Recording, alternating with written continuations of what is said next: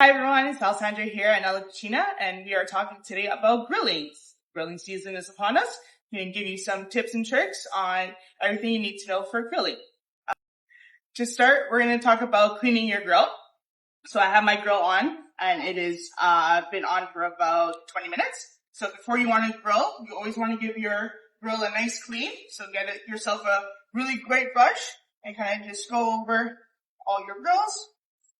Like to get just any old cloth, a little bit of vegetable oil.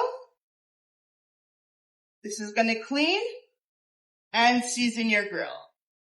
We always season them before they go onto the grill.